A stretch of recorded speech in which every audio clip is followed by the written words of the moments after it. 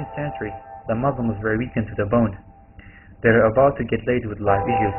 In addition, the Western countries were trying to take over their land and all about their concept of life. They were waiting all along to hunt their prey like a wolf that chases its prey until it catches it.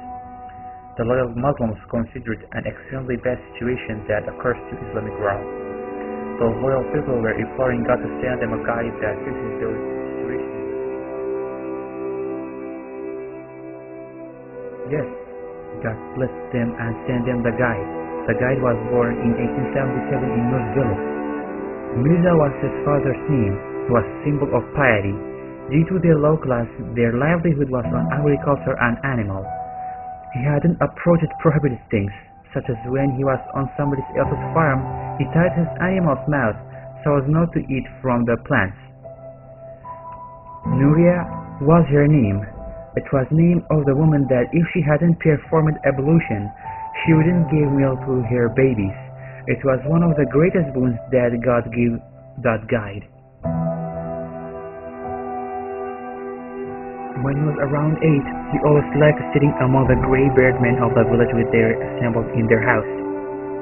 He always asked those small but great questions that came out of his mind.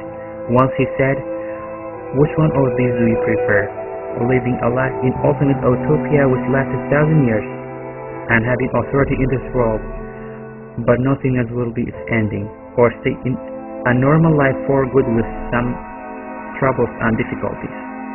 The guard said, "I chose the second one after so much contemplating because I don't want nothingness, but I want to stay if I were in hell."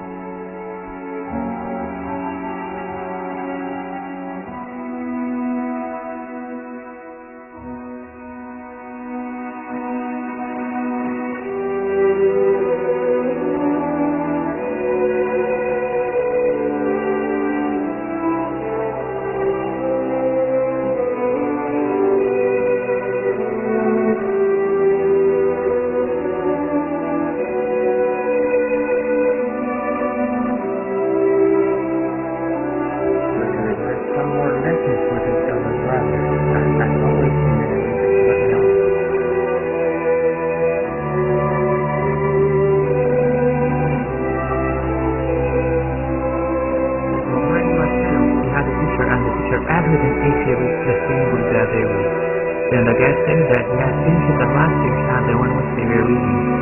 The new teacher was extremely puzzled and said in his mind, "How come a student reads such an enormous amount of book in such a short period?" Then the teacher asked, "Last year you were crazy, are you still crazy now?" Then the guy said, "To break the statue of self-ego, you should hide truth from people. But in front of your teacher, who you respect more than your father, you must be desperate to tell the truth." Then the new teacher started to ask him very deep questions and received perfect answers from the guide.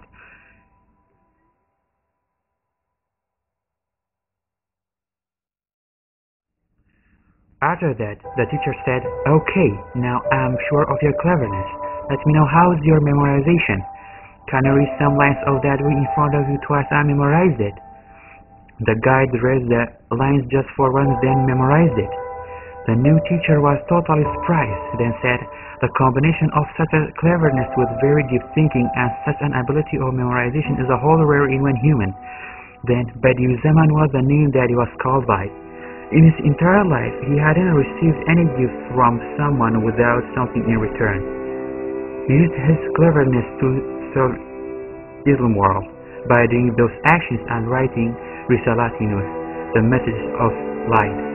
We should take that God-given wisdom written by Bediüzzaman and serve as much as we can.